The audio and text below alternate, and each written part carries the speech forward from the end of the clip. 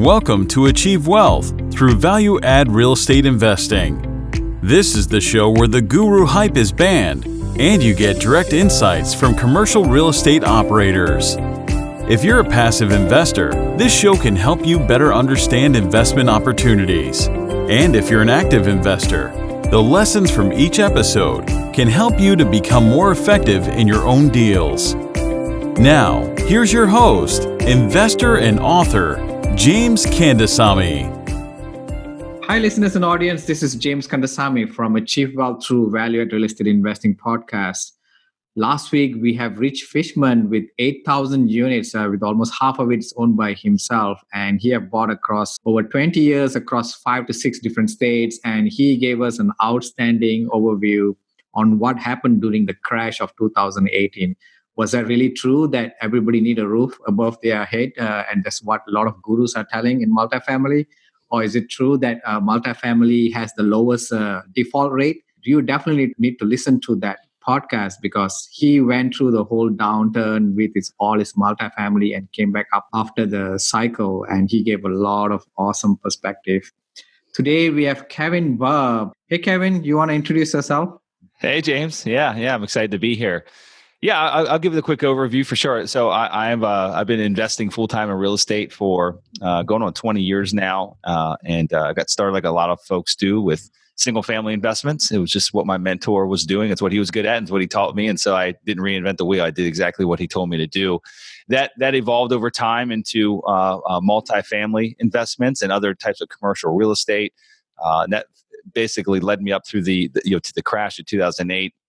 That's a very challenging times there. Was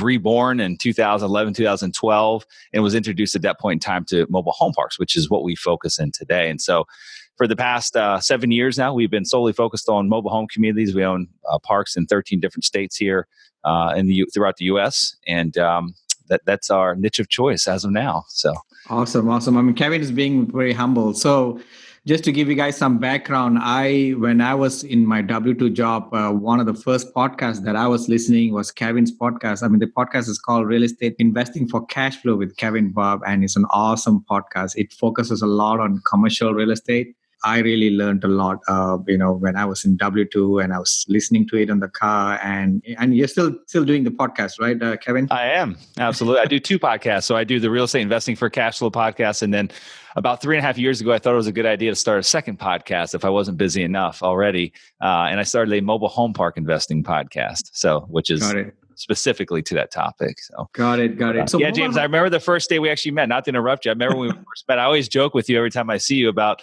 I got a weird memory. I forget a lot of things, but I remember the odd things. And I do those free Friday calls. I've been doing them for like 5 years now. And I remember that's how you and I originally met, was during one of those 30-minute calls on a Friday. And I just happen to I don't remember why I remember this part of our call, but I happened to be making lunch with my Bluetooth in while we were talking about a multifamily deal that you were taking down in, I believe, San Antonio, Texas. So yeah, that was my second deal, and was buying 174, and we found it on our yellow letter marketing campaign. And it's just very interesting because when you had your podcast, I know you announced it that you're giving 30 minutes free of your time, and I was like, wow, that's awesome, and I'm going to talk to a celebrity, right? So, I mean, right now I do offer like 15 minutes of my time for whoever want to talk to me. Just send me a mail at james@achieveinvestmentgroup.com. And we are not big celebrities. We are just we are just normal people, right? So, that's it. I get as much value from those calls as the other side. That's what I like to think. And you just never know who you're going to meet on the other end of the phone, right? I mean, that's how you and I, I know. Each other. You never know. And so I think that you have to keep that normalcy in your life. And I enjoy those calls. I met a lot of great people along the way. Yeah. So surprisingly, I still remember the day you called me and the moment you called me. So I'm not sure why, but that was like probably 5-6 years ago. And I don't remember. Right, going on 5 years. Yeah. Yeah. That's awesome. So, I mean, I want to really dive deeper into mobile home park. I mean, I think I can see like you have like $150 million real estate transaction. Is it all mobile home park? How many parks do you own right now? And can you give that kind of details? Yeah, no, we don't have our current portfolio is not $150 million. That's just, that's like my transaction volume. Okay, as a principal, in investments over the years. And so thanks for being honest, Kevin, because a lot of people misuse these big numbers to do their marketing. And we found out they don't have anything. They're probably a Right, KP right. or a passive investor in I some know. 500 units. That's really awesome that you're being very upfront with that. Yeah, and in the mobile home parks that I am the majority principal in the parks we own, as far as like on the GP side and things like that. So we'll get that clarity out there as well. Okay, that's awesome. That's awesome. So we teeter around. We're not really sellers. So to answer your question of like what we own today, we've been teetering around like the 2,000 mark. We go above it, go below it. We just we got a park that's closing in like a week and a half. We sold a park earlier this year, and then we're going to be selling one probably February next year that's in contract currently. So, but we got one that we're closing on in like 45 days, which is 215 lots. And so, we keep teetering around this 1,900, 2,000 mark. We've really been, evolving our portfolio, selling off some of the smaller properties, selling off some of the properties that we don't really have an interest in scaling in that particular marketplace, or maybe it's just it's one that just doesn't fit our model moving forward. I don't know how else to answer it other than that, but so that's where we're at today. We're really long-term cash flow investors, though. That really is our business model.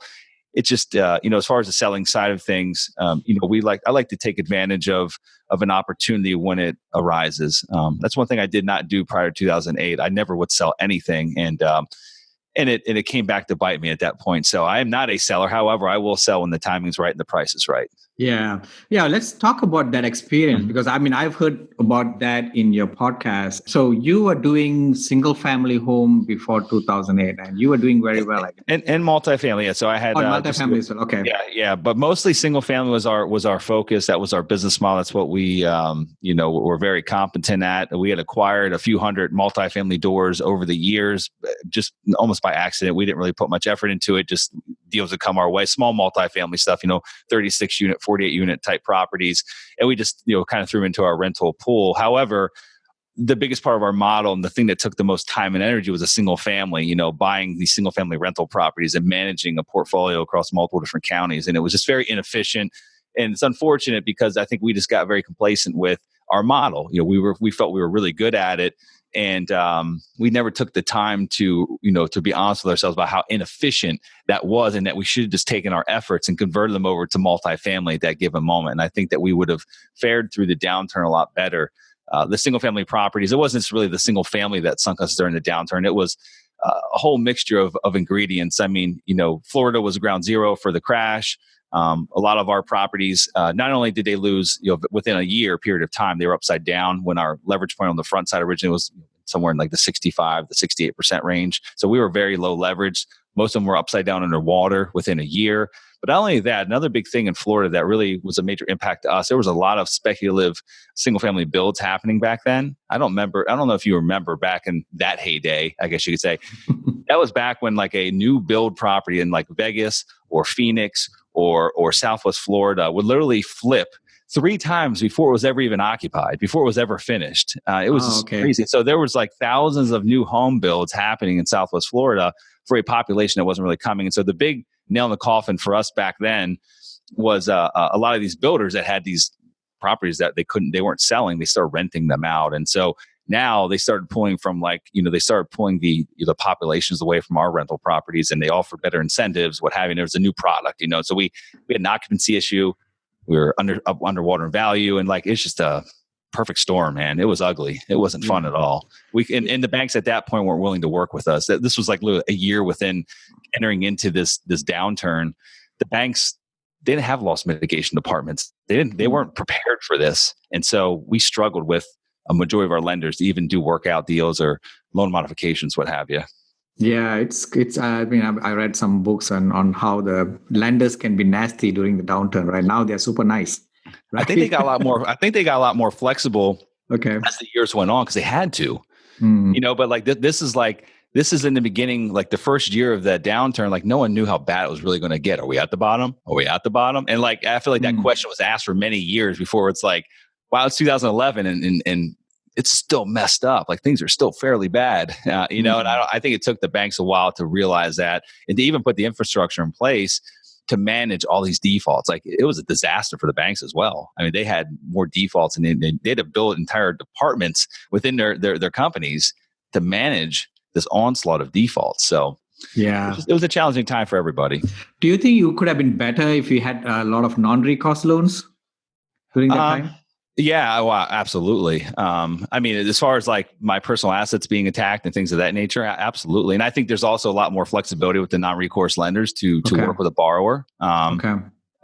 Because they don't have all that, they don't have They personal don't have the assets to leverage, go right? after. So Yeah, absolutely. So, and, another thing that hurt us pretty bad, like on a lot of our apartment properties and a lot of the commercial loans that we had, like sometimes we would have, a lot of times we would package up like 8 to 10, 12 single family properties, put a commercial loan on it, take money out, what have you. And that was kind of our model. A lot of that debt was shorter term recourse debt. It was 5-year, either resets or 5-year balloons, 20-year AMs. And so, a lot of our multifamily stuff, what happens, we didn't default on multifamily. However, after our credit started going bad in the single family stuff and we started having issues there, we couldn't get new loans when the time came due, like a couple of years later. Like we couldn't get new debt in place. So we had to sell things for basically fire sale prices and give it away. It was basically either gave it back to the bank, did some minor workouts, did short sales, or had to sell at fire sale prices. And it is what it is. I learned a lot from that period of time, and things move on, and I've learned a lot from it. And I think I'm a stronger investor and a better investor nowadays because of it. Absolutely. So you brought up 3 or 4 cities, which is very, very high growth right now, right? We're at the late of this cycle, which is similar to 2008 before that, which is like Phoenix, Las Vegas, and Florida, right? So do you think we are at the same stage right now? Because they are one of the highest growth, rent growth right now for multifamily, I would say. I'm not sure how much you would be able to compare multifamily that time and now, but can you? Well, I think the reasons behind the crash back then a little different. I mean, like back then it was, the subprime loans. I mean, the lenders were so loosey goosey with anyone could get a loan. Anyone, even a waiter that just started his job yesterday that had no provable income could get a loan on a property. That's one thing that hasn't really changed much, or that hasn't gone back to the way it used to be. Like lending restrictions are still very tight. I don't think that we have a fear. I'm not an economist, and by no means am I an expert here, but I don't think our fear should be related to anything that was similar to back in the 2007, 2008 crisis and what caused that. So I know that there's a huge demand for multifamily. There's a pent up demand for supply still in a lot of these markets based on the population growth, what have you. I think that the bigger risk lies in like the A-class stuff, or it's like some new developments as far as like, the game of musical chairs, like who's ultimately left holding the bag. I really think that like what you do as far as like B and C grade apartment complexes is very similar to our business, in that as long as you provide a clean, safe, and high quality product at an affordable price, that there's always going to be a demand for it no matter what happens. Like I'm a firm believer of that. And that's played out time in and time out. And you were making a mention of your last guest you had on. I'm gonna have to go listen to that show. But what was his take? What did he tell you was the ultimate outcome of his multifamily holdings through that downturn? Yeah, it was very hard for him during that downturn. I mean, he had to cut down a lot of it. And, if I remember correctly, the default rate was pretty high, like almost 8%, right? He said a lot of people did lose their property to the banks. I wonder if that was because they were over leveraged, but not. I'm talking to him though, but other operators, what have you. But see, that's it. Leading up to that recession last time, though, people were overpaying for apartment complexes. People were, and a lot of people back then, if you recall, one of the big hot trends was buying an apartment and doing a condo conversion and selling condo conversion, yeah. And so you saw people buying apartment complexes for valuations that had no relative nature to the actual NOI that was in place. It was all based on a pro forma exiting out as individual condos, right? And a lot of those condo things failed miserably. And so anyway, how did your friend, the guy you interviewed, how'd he fare though, personally? Well, I think he was not talking about condo conversion. He was just talking about as far as multifamily investments, how did he fare? How did his investments fare? He did say that it was pretty bad for him and for a lot of his friends and who was buying at that time. Specific markets or across the country, and he has been there on 20 years right now. I mean, he has like 8,000 units right now, but the amount of, the key thing is, everybody says everybody need a house under their roof, right? But he said, people become creative on how to get a roof above them. They double up, they live in their basement, they move back. So it's not like everybody's going to stay, and just pay rent. Yeah. Well, I think another thing that changes is like the quality of your prospect changes as well. People lose their jobs. People, miss payments on their credit cards. They get bad credit. They get into this revolving cycle, downward spiral. And so although everyone does need a roof over their head, the quality of that prospect might change. It might actually deteriorate over time of what you can really get to fill that unit, which, a lower quality resident typically is going to equate in a higher turnover rate, higher expense and maintenance costs associated with running that property, what have you. So I think that there's other factors that are derivative of a downturn, what have you, even though everyone does really need a roof over their head. So that's kind of how I. But do you think feel. the optimism that you had, or the entire market has before 2008 crash, like 2006? I'm sure everybody was optimistic. Nobody knows about the subprime mortgage, right? Because nobody really know in detail, right? But do you think the optimism that people have during that few years before the crash is the same as now? There's some deja vu that I've had, and I think maybe a lot of that has to do with even just watching like social media feeds and things of that nature. A lot of the kudos and congrats are given to folks that are just because they like buy a property, and that's only part of it, as you know. They just started running, right? It's not they haven't gone a marathon yet. Like you got to look not what it looks like today, but like can you execute the plan accordingly, and what's it look like 3 years from now, right? Just because you bought something doesn't mean that you've won yet. It's easy enough to get on the front side. So so that to me, like that's a different form of that optimism. To me, the social media has increased the FOMO syndrome. Well, it seems like, that's it. The success seems to be equated on social media to actually just doing a deal, whatever that means to get the deal done, overpaying for it, over raising investor capital, putting investors' capital at risk. I mean, buying bad markets, what have you. And I think that was a very similar sentiment that was shared by a lot of people back prior to the crash. If we don't buy now, there's not going to be anything left. We're going to get priced out of every market, and then we'll never own real estate. Let's just buy whatever we can. Let's get that 95% loan. So again, the lending standards have not gone back to what they were then, which was a big cause of the crash. But I do think that there's some deja vu that I've had. The FOMO thing, fear of missing out, that's real. And it's we literally bought. We've seen things be much more competitive over the past year. We bought 9 properties last year, and we will end up buying 2 this year. So we did get sidetracked a little bit this year with building a property management company, and that's another discussion. But but even then, I don't think we would have bought more than maybe 3 or 4 properties if that was our sole focus. But we're very conservative, and we killed I think we had 7 or 8 deals in contract that we ended up killing for various reasons. Just lots of hairy things out there. And you can make money with hairy deals, but you got to really know what you're getting into. You have to go. Yeah, exactly. I mean, the experience that you go through the crash will make you really a conservative person, right? Because people who have never gone through it, they just we don't know how. I mean, including me, I didn't go through it, so I didn't know how painful is it, right? But I do read a lot of publications and try to feel the fear at that time, right? I mean, you can't be too much optimist. I'm not so engaged in the height of the optimism right now. So you did single family, you went through this 2008 crash, and suddenly you started coming to mobile home park. Why that mobile home park asset class, and why not go back to single family home and apartments? Well, it's a great question. So I'll answer the second part of that question first about why not go back to like single family properties. I finally had a internal point of reflection probably like 2 years after the crash started. There was a couple years where it was pretty challenging to even think about what was happening in my life. So like there was a couple years where I don't like to say that I put my head in the sand and buried it, but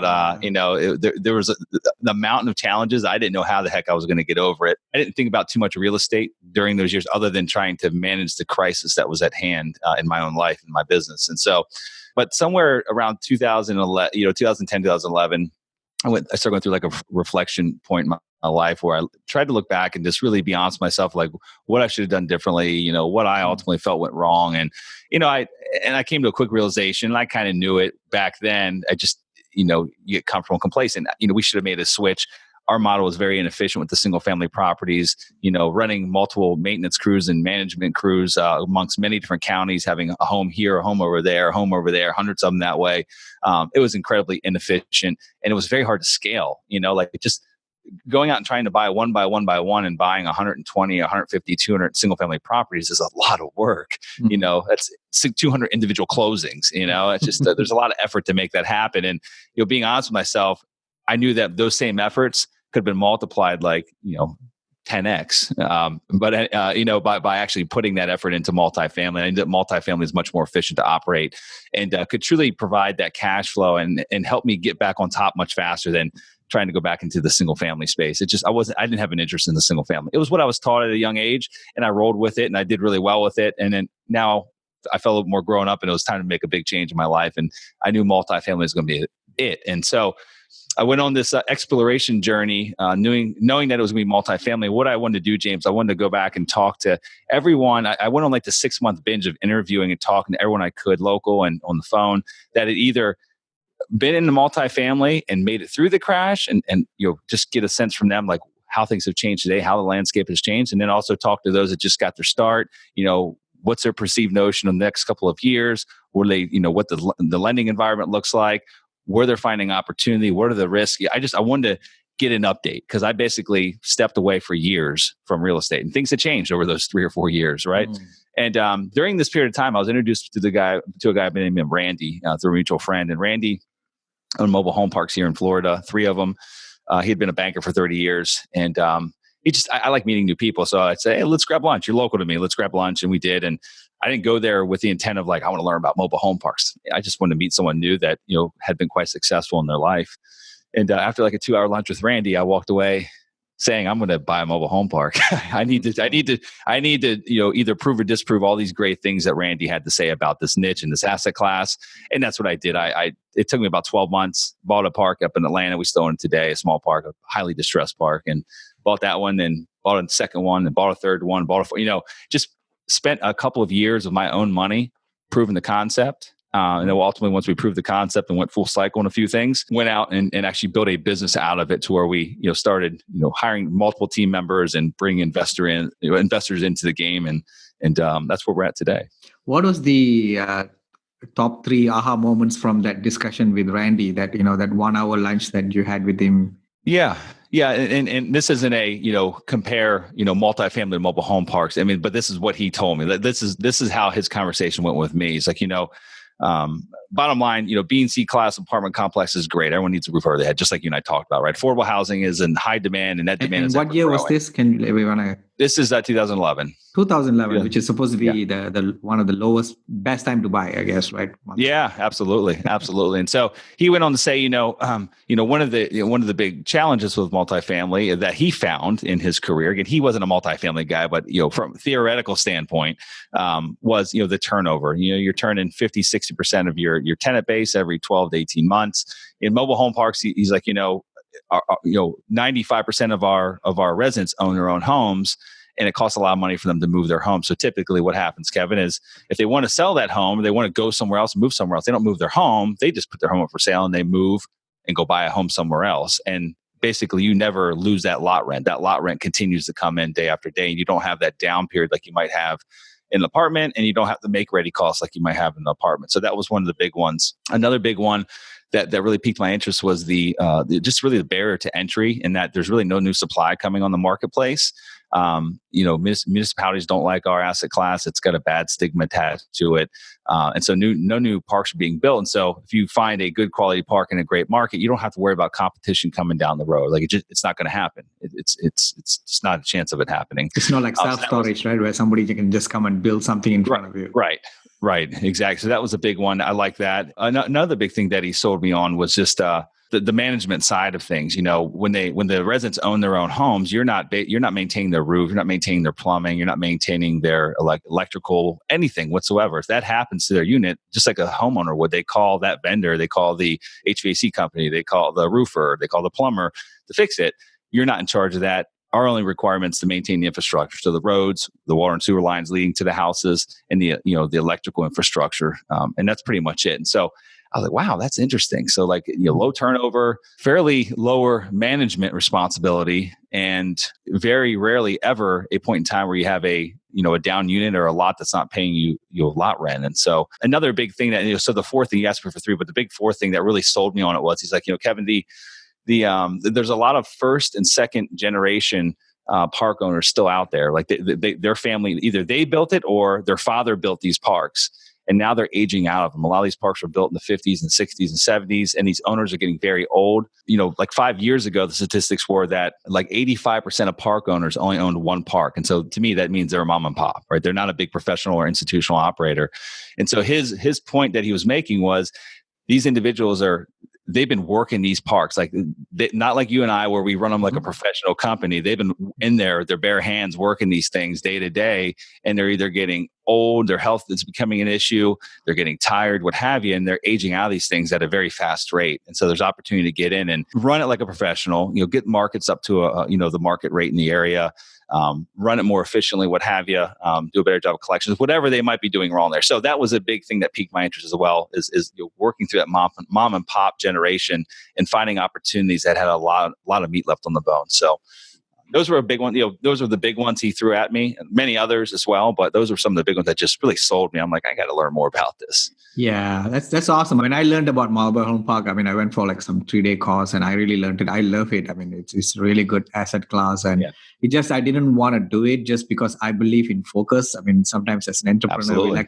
we like to Marlborough Home Park. Oh, that's so cool. Let's self-storage. Let's go and do this. Shiny object, man. Shiny objects, right? And I realized that, to be really good at something, you have to have focus, right? So that's what one thing I wrote in my book, right? Whenever a passive investor choose the deal sponsor, make sure the deal sponsor is focusing on maximum 2 asset class. There's so much of details, right? Like in all this asset class, and with this market being hot, a jack of all trades can't really make money, right? So you do not know what's that's happening. true. You have to have focus. And, some of them, sometimes mobile home parks are a bit small, right? I mean, like it used to be like 3 million for like 100 parks or something like that.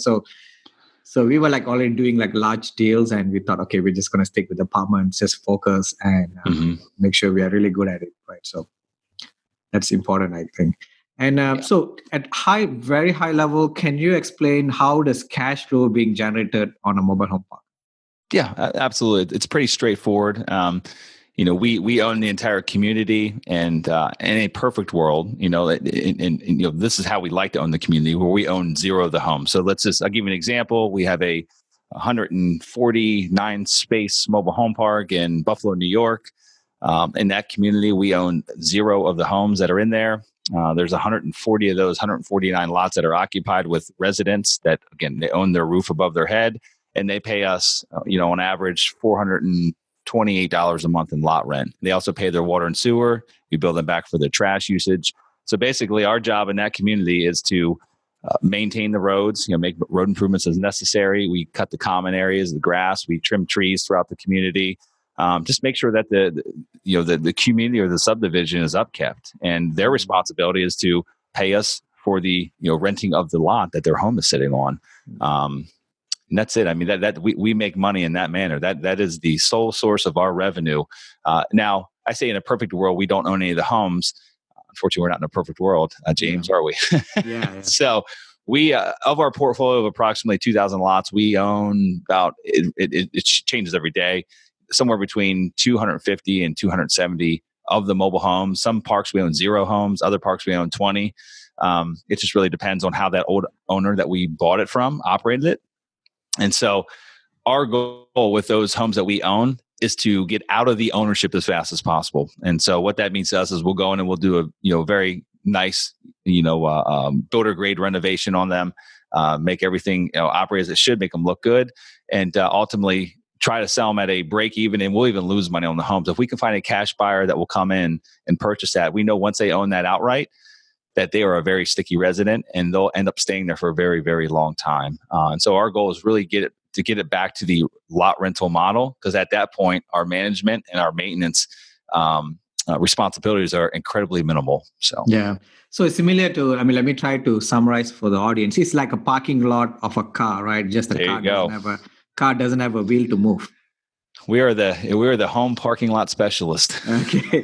Well, you make a lot of money, right? Because I just own the land, right? So the earth is one of the best business on earth, right?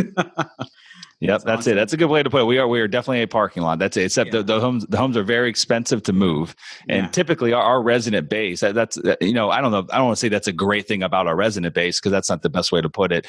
But typically we cater to workforce housing. That's what we have. So good, hardworking blue collar folks. And the average single wide costs about $5,000 to $6,000 to move and reset in another community, and a double wide, 6 to 12,000. I'm sorry, 10 to 12,000. And the average folks that live in our community is not, I'd say the average, not some of them do, but the average do not have that type of money laying around to move their home. And so normally, like I said, what happens is they sell it just like you would a stick-built home. They put it up for sale. Someone else buys it. That person comes in and takes over the lot rent responsibility. So it's a beautiful thing. Got it. Yeah, it's a beautiful thing. I mean, just in terms of the lots itself, is there any other issues with the city, or you just own the whole lot, I guess, right? Issues with the city meaning? Well, I mean, so basically you own the entire park. So that whole thing is as a real estate, right? So there's nothing. That's correct. The city doesn't own any of the things inside the park, I guess. Sometimes every park's a little different. Like we have a few communities where like the main road going through it is owned by the town or the city, and we own the park. So they maintain that one road.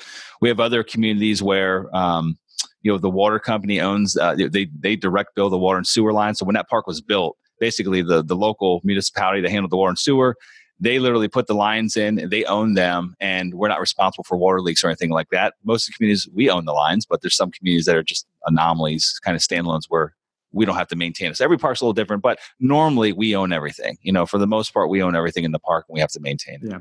So do you get much depreciation because you just own the land, right? That's compared to like multifamily. You do. We did a bunch of cost seg studies last year, and we're actually pretty shocked. In fact, Tom Wheelwright, from Rich Dad Advisors, I didn't know he was good friends with the person that does our cost seg studies. He personally reached out to me because he had never looked at a study from a mobile home park before, and she shared one of ours with him. And he's like, "You got to come on my show." He's like, "I'm actually baffled at the amount of depreciation here that you guys are able to gain." So the infrastructure, all the improvements in the land, most of the value of that property, because we're not buying the homes, correct. So most of the value is in the improvements of the property. Because a lot of our property that we're buying, it's not like path of progress. Like the dirt itself isn't worth the money. It's the infrastructure that's there that's really worth the money. And so I don't want to just off the cuff, share with you some of the cost seg studies, but it's a 15-year depreciation schedule, and I think we've been able to, on a couple of our deals, we've been able to depreciate it like upwards of 60% of the actual purchase price there in the first year. So pretty significant. Okay. Even without a bonus depreciation. With the bonus depreciation. With the bonus depreciation. Yeah. Okay, got it. So is it 15 years or is it similar to 15. Like 27? Oh, 15. So mobile home parks are 15. Okay, yes. That's something that I didn't know. That's very interesting. Okay, that's really good.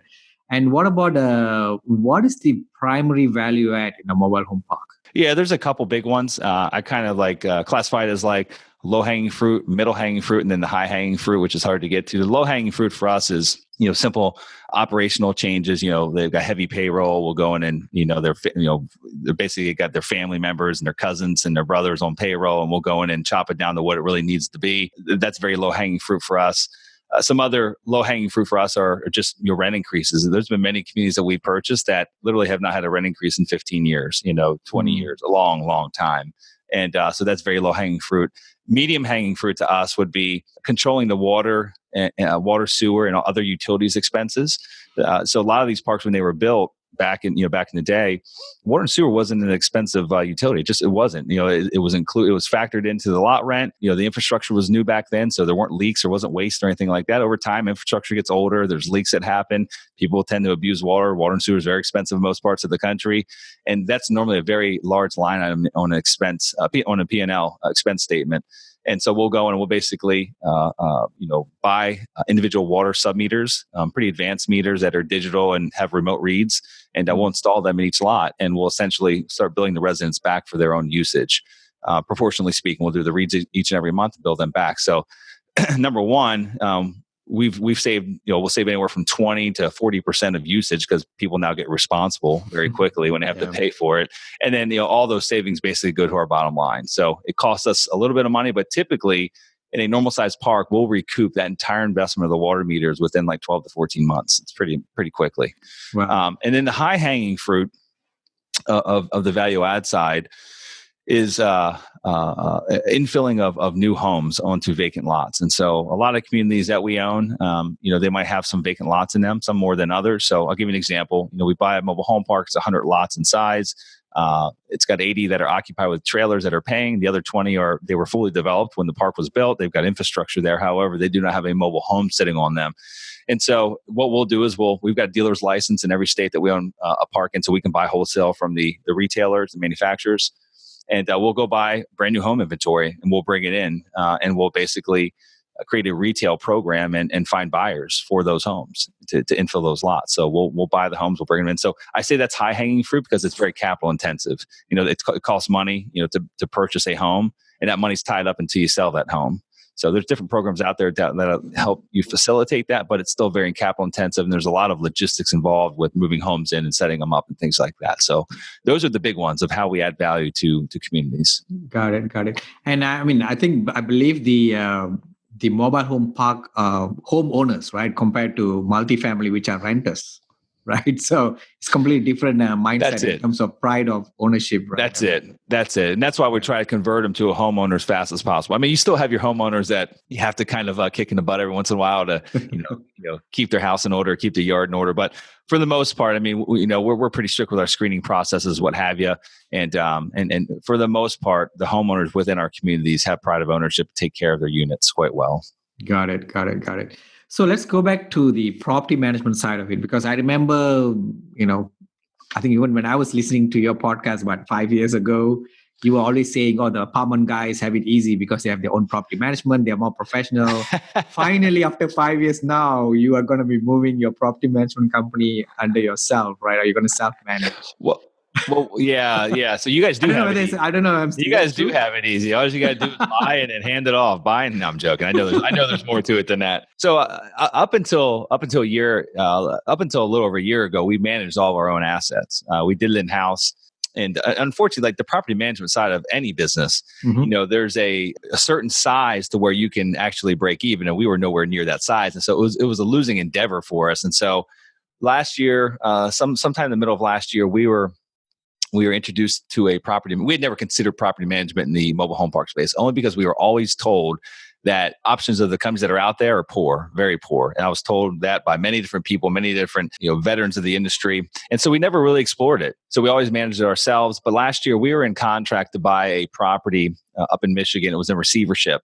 And the bank had engaged this management company, national management company, a property management company that were mobile home park experts. They'd been in the business 40 years. They were engaged to actually manage the day-to-day of this thing while it was in receivership. And while we were negotiating, we were buying a note on this thing. All right, Kevin. So one thing that, I got to know since a long time ago is that apartments has an easy way of getting into third-party property management and buying it and giving it to third-party property management. But recently you have been trying to get your own property management company, or maybe you already done it. So can you explain why is that? Yeah. So in our space, it is not the norm to hand off to a third-party management company. I think we're like the redheaded stepchild or the anomaly of the real estate industry, because pretty much every other asset class, multifamily, office, retail, all of them have multinational property management companies. A lot to choose from, right? Many different people in the space. Best in class, things of that nature. I had always been told in the mobile home park space by many industry veterans that it just doesn't exist here, that, there's only a handful of property management companies. Most of them aren't very good, what have you. So basically, the initial years of us owning parks, we managed it ourselves. However, in order to build a property, an appropriate property management company that's profitable, you have to have a certain scale. And we were never there, 2 years ago. We just weren't large enough. So it was kind of a losing endeavor for us. We were okay with it, but it was prohibiting our ability to grow at the scale that we wanted to. We were really good at finding great opportunities, and we're really good at raising capital. The roadblock was actually, the operations of all these different parks we were buying. And so just by happenstance, we were buying a note on a distressed property up in Michigan, and it was in receivership. And during that transaction, we got introduced to the management company that was running the show. And it was this large group. They've been in the space for 40 years. They are the largest fee manager in our business, and they've got a footprint nationwide. I saw them firsthand, and it seemed like they were doing a great job. Within the first couple of months of us being introduced to them, of managing this asset that was not yet ours. And so I flew up and met their team, and flew my team up to meet their team, got to see their operations, got to learn about them, and everything seemed great. I mean, I was impressed. Again, lots of experience, way more experience than us in this business. Just they knew everyone in the industry. They knew all the intricacies of the business. They had different departments to manage those things where we were basically trying to wear a million different hats. And it seemed like a perfect match made in heaven. And so after another month or two of letting them, kind of testing them out on this asset we were buying and this note we were buying, we said, you know what, let's hand them, a majority of our properties and let's see how they do. And we kind of did it in like 2 different chunks. And long story short, they're great guys. However, no one's going to ever manage your property like you do. No one's ever going to care for it as much as you do. And so within 4 or 5 months, we started seeing some pretty readily available signs that things were not going as planned. The promises weren't coming true. Decisions that should have taken 3 minutes to make were taking 3 months to make. Just everything was moving like a snail's pace, and nothing was getting done. And we were actually regressing, and it was frustrating. However, what happened during these first 6 months of us being with them is we literally acquired like another, 9 properties, and we doubled in size. So unfortunately, it wasn't as easy as us making a decision saying, hey, we're going to give you our 30-day notice. We're going to take it back in-house, because we surely did not have the infrastructure now to actually manage our assets, being that we literally doubled in size in a short period of time. And so over the last 6 months, we've been, kind of behind the scenes building out our property, like a legitimate property management company with systems and processes and hiring new team members. And we didn't want to bring it back in and fumble. We wanted to make sure that when we brought it back in, we basically built our own best-in-class operation, and we could do it better than anyone else, whether it be for ourselves, our current assets, new assets we were buying, or, if we woke up one day and we ended up going crazy and we thought that we wanted to do third-party management for other people, that we would be best in class. I don't think that's going to happen, but that's what we've done over the last 5 or 6 months. And that's actually sidetracked some of our acquisitions. We've only bought 2 properties this year. Probably could have bought a lot more. But anyway, I guess long story short, James, is, it's I'm somewhat envious of you guys in the multifamily space, because you can find, good, there's a bar that's set with property management companies. And if one company is doing poorly, you've got other options to go to. And typically they kind of keep each other in line a lot of times. And I know that they're still never going to treat your property like you would yourself personally. However, you've got options, and you've also,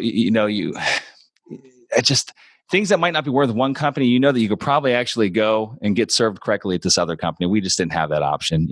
This was the once and done. There was no other, there's other companies out there, but these are the best in class. And I'm like, if these are the best in class, we got to build our own, because there's no other options for us. That's what we did. We brought it back in. And so that just happened literally November 1st. Like when we actually truly brought everything, migrated it back in, was November 1st. So as of this recording, like 6 weeks ago. Got it. So yeah, it's a different ball game, right? I mean, of course, it's going to slow you down in terms of acquisition, because now you have to also manage the property management. But I think the overall, in the long run, it's much better for you, right? Because absolutely. I mean, at the end of the day, control. The amazing strides that we've made just in the construction side of our business and the marketing side of our business, as far as like sales are concerned, has been like, we've done more in the past 2 months than was completed in the past year. I'm not even joking. It's been absolutely amazing. So yeah, I'm excited. I'm excited for it. I like, hey, if I'm going to screw up, I want it to be my fault. I don't want it to be someone else's fault that our properties aren't performing. I'm okay taking accountability if they're not performing, if it's me that's running the ship or driving the ship, right? But if it's another company and they're doing a poor job and we can't control it, I've got issues with that. So that's kind of where we're at. And I also think when the market turns, I mean, people with their own vertically integrated will have a lot more leverage, right, in terms of control. I mean, a lot of property management companies are doing a mediocre job right now, but they escape because the market is super strong right now, right? That's it. The market props everything up. Yeah. When market turns, now we know how good they are, because now we have to, we are answerable to our investors, and now we have to go to third party, but and you just don't have the control. So one other thing that I want to touch about the way you do business, I mean, a lot of times you raise money not deal by deal. You use fund model, right? Can you explain what's a fund model and why is that beneficial? Yeah, I mean, to keep it somewhat simple, I mean, it's really not much different than your deal-specific syndications, other than the fact that we've got multiple properties that we're putting underneath that umbrella, that fund umbrella, versus just one individual property. So an investor is going to get their investment diversified amongst multiple properties, possibly multiple different markets, rather than just one. So that, simply put, that really is the only true difference between probably how our business operates and how your business operates. The reason that we decided to go that route was about 3 years ago. We were going into the end of a year. We had just founded Sunrise Capital Investors, like a formal company. rather than just me and buying parks on my own. We had a pretty stout pipeline, and a lot of the deals kind of fell apart. And we're like, oh, we only have 2 deals now. They're gonna close January, February next year. Let's just do 2 individual deal specific raises. That's fine. And then all of a sudden, like within like 2 weeks, somehow like these other deals came back to life, and we all of a sudden had 5 deals. We had 5 that absolutely looked like they're going to close. We had like 4 of the 5 money that went hard. And anyway, we're like, okay, well now we got 5. They're all going to end up dropping like in the same like week or 2. Logistically speaking, it'd be an absolute nightmare to try to do 5 deal specific syndications. Just it's a paperwork and logistics behind it, and then the legal costs associated with it. It's like that doesn't make any sense. They're going to close right at the same time. I think there's more of a benefit for our investors to give them diversification amongst all 5 of these versus just one individually. And so we didn't know what the feedback was going to be, and we put it out there, and it was well received. And so it was great for us. It gave us a little bit more flexibility on the buying side, gave them diversification, risk diversification amongst multiple different assets and markets, and so it's been a win. And so we did really well with that. That was kind of like our test fund. And last year, actually about 18 months ago, we launched our second fund, which was a little bit larger fund, $20 million fund, and did the same thing. So. We're a little different though. Like a lot of institutional funds will go out and they'll get really aggressive. They'll raise all the money. Let's say it's $100 million fund. They'll go out and raise. They'll spend all their time and energy raising $100 million. And once they've got the commitments for, let's say, maybe 75% or maybe more than that, then they'll actually start going to buy. Once that money is there. And what we didn't want to do, that cost of capital, it's very high. We don't want the money sitting around idle. And so we just continued building our pipeline, and we'd bring money in tranches. So we'd only bring enough in during that fundraise that we actually knew we were going to need over the next like 2 months to close deals. So although it was an 18-month buying period over this last fund, we would raise it in tranches, which meant our investor capital wasn't just sitting around idle, not collecting a return. We weren't accruing pref on money, millions of dollars that were sitting around idle, and it held us accountable, held everyone accountable, which I like it. Our interests were very much aligned with one another. So you basically do capital call whenever you need the money. That's it. This is a good capital call, not the other bad capital call. Right. Exactly. The verbal soft commitments are there, and some of them might not come through, but majority of them would. I think we maybe had about 5% dropout of folks that actually. So you basically get verbal commitment, and when you have a deal, say now verbal, let's make it hard, right? Give you the money right now, kind of thing. Yeah, absolutely. And each one of these 2 funds that we started, we actually already had deals in contract going into them. So it wasn't like we were raising a blind pool, like, oh, here's what we're going to do. We're going to raise this much money, and then we're going to buy. It's like, well, no, we got X amount of properties in contract right now. So while there might be more properties in this fund, you can physically see the pro formas in each one of these. These are going to be properties that are in this fund. So there's something tangible there. So that's another thing that's a little different about us of how we do these funds. Like we don't go into them blind where we're just raising money and then we're going to go do what we say we're going to do. Like we're actually doing it simultaneously. Like we've got deals coming in. We've got deals in contract, money hard. So semi-blind, I would call it. Call it semi-blind. That's a perfect way to put it. Absolutely. It sounds like a rock band.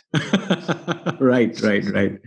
All right, Kevin, can you give one advice to people who are trying to start up in this business, in real estate or even in mobile home park? One advice? Yeah. As an active investor. To it. Yeah. Just trying to get started up. I'd say go try to mute a little bit of the social media because everyone's on social media now, but like try to mute a little bit of that and go find the one individual, girl or gal, that's actually they're doing what you want to do. Like they can prove to you that they're doing what it is you want to do. Like they're an actual GP. They don't have 5,000 units of, very minimal shares as an LP in something. And they're touting that. I know that's happening a lot out there. So, try to mute all that crap. And cause I know it gives people anxiety, like social media gives people anxiety because they see, oh, everyone else is doing deals. And I'm like stuck here. I can't get going. Just try to mute it out. Silence it and go find the James, find guys like me. Like we're very good with our time. We're not going to just give everything away for free per se. Like we only got so much time in a day, right? But find an authentic individual like us. I want to tout ourselves here, but that will actually give you some real advice that can give you some proper guidance, at least give you some nuggets to get on your way and let all that other noise go. Because I think that bottlenecks people a lot. That fear of missing out, man. That anxiety creates just this internal turmoil of like, I'm missing out. And then like, you get nothing done, right? You're like, I'm going to all these conferences and I'm reading all these books and I'm doing all these things. And you feel like that's actually big money to some gurus out there. Now I have to do a deal. Yeah. And I think that a lot of folks mistake that with like productivity of like attending things like that. It's great. I would do it all the time. You do it. Obviously that's, we're part of a mastermind together, but like you've actually got to like, at some point you got to get granular and you actually have to, take some risk and take that leap. But it's easier to do when you know someone like you or someone like me, or there's plenty of other people like us that one person you can just kind of lean on and get some general advice from and get the real picture from as well. What's real and what's not. Absolutely. Kevin, why do you do what you're doing? Why do I do what I'm doing? I really enjoy it. I mean, as far as investing in real estate, I really enjoy it. I love the people I work with. I love our team here. I really enjoy being actively. And so everyone likes the different parts of the deal. Like as far as what I do, I'm not an Excel junkie. Like my other partner, he'll sit in front of an Excel pro forma and run the model many different ways over like 5 hours. And I'm going to shoot myself when I think of that. I'd rather be out in the field. I like executing on the plan. So I like taking something from what it is today and actually seeing the end result of our hard work and effort over a period of 6, 12, 18, 24 months. And I also like seeing the smiles on the faces of residents when we take something that's been blighted and actually make improvements to it, especially folks that lived there for many years. That's pretty rewarding to me, seeing that kind of stuff. Especially you get the one resident, it's like, God, I've been here for 20 years and this place over the last 10 years was just scary. I didn't want my family to come over now. Like I've dreamt of the day to see it back in its former glory. I like that kind of stuff. So yeah, and I like the lifestyle that real estate provides, right? I mean, it allows me to spend a lot of time with my wife and my kids and friends and family and things like that. So absolutely. And is there any proud moment throughout your real estate career that you can never forget is going to be staying with you? Is there one proud moment that you think I'm so proud of myself? Yeah, actually, there's one. It's the very first mobile home park that we bought. I'll tell the story. It's probably a 2 or 3 minute story, but anyway, I'll try to keep it short. We were buying a very, very, very distressed park in Atlanta, Georgia. It's in a good little town, but it was in the southern part of Atlanta, MSA, which got hit really hard with the recession, was slower to recover because there was a lot of the new development that was out that way. Anyway, we're buying this park that had been in receivership for 2 years. It was fairly poor condition, lots of squatters, all kinds of bad stuff happening there. The chief of police in the mayor's office was right across the street, like catty corner. They had to drive past this place every day. And we got it tied up. And it was a small enough town, incorporated town, that we actually got a meeting with the mayor and his entire city council, chief of police, code for everyone. And we went in there with this grand plan of how we were going to literally spend hundreds of thousands of dollars to clean this place up, to improve it, and make it a proud part of their community. And we gave this big sales pitch. And the mayor's like this really tall guy with a bald head and a handlebar mustache. He's a really mean looking guy. He had this is in Georgia. He had like a rifle on the wall and a stuffed fox on that wall. Very intimidating guy. He let us talk. Everyone's kind of looking, like shaking their heads. And I thought we were like getting their acceptance. And he let us talk for 15 minutes. He looked at us and he said, "If you guys buy that park," he's like, "you're wasting your money." He's like, "Get out of my town. I've been trying to shut that thing down for years now, and I'm not going to stop until it's completely closed down. So get the hell out of here. Take your money somewhere else." So we walked out of that room, and I looked at my partner and I said, "What do you think we should do?" Because we weren't getting financing. We were paying all cash for this thing too, because it wasn't financeable. So it was like basically all the money we had at that point. We bought it anyway. So let's buy it. Like, what? I mean, let's just show them what we're going to do. I mean, like, how are they going to truly stop us, right? Let's just do what we're going to do. We're going to clean the place up. He obviously doesn't believe us, but let's prove him wrong. We did that, cleaned it up, became really good friends with the code enforcement officer. That was our foot in, our shoehorn in. Just came like got her gift cards and like made her like us. And it like we were very open with our communication to her. So if there was ever an issue, we addressed it right away. Anyway, 12 months later, I get a call from the mayor. Bobby Carter is his name. Got a call from him, and I answered. I didn't know it was him, and he said, "Mr. Bupp, this is Mr. Bobby Carter." He's a Southern accent. He said, "I want to take a moment. I want to apologize. I want to apologize for the way I treated you guys. I want to apologize for thinking that you wouldn't be able to execute on the beautiful plan that you have done over here." And this is a long apology. And he's like, "I just want to take a moment today." He's like, "I've been meaning to call you over the last 6 months as I've seen progress being made, but it's a year later. This place is great. And actually one of my staff members lives there." I'm like, "Oh boy." So he was holding it off until he had to call you out on that day. That was pretty cool. He literally wrote me a letter then. he wrote a letter of recommendation to another mayor that we were having an issue with in another state, in another town. Wow. Basically saying like, I thought mobile home parks were the problem. I thought this, that, and the other, and that's not the case. And these guys proved me wrong. And well, that's pretty cool. So awesome. So I'm pretty proud of that one. Yeah, it's a big change, especially one of your first ones, right? Because yeah, it was the very first one. You must have been really scared how come the mayor is not behind your back. Well, yeah, we couldn't lose that money either. I didn't have much at that point in it was 2012. I was pretty broke back then, so I had to make that money work. That must be the fuel that launched your rocket and your motivation, I guess, right? Yes. Yeah. Well, yeah, that's it. So why not you tell our audience how to get a hold of you and your company?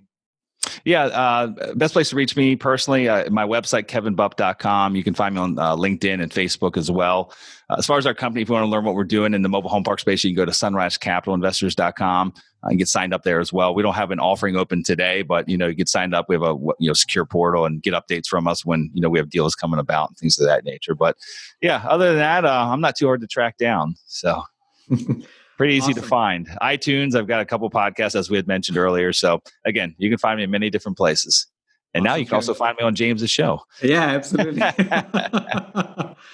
So thanks for coming. It was an awesome podcast. You have a lot of value that you gave us, and I'm happy to have you on my show. Thank you. Yeah, thanks for having me, James. And it's been a pleasure knowing you, and I appreciate all you do in the podcast. I know how much work it is to put these things out. So thank you for taking time to get back to everyone. So much appreciated. That's it for this episode. If you'd like to learn even more, check out James's free audiobook. It's the audio version of his best-selling book on passive investing. You can get the audiobook completely free, along with other valuable resources, by visiting www.achieveinvestmentgroup.com/free audiobook. Also, be sure to join our Facebook group too. To find it, just do a Facebook search for Multifamily Investors Group. Thanks for listening. Join us again for another episode next week. See you then.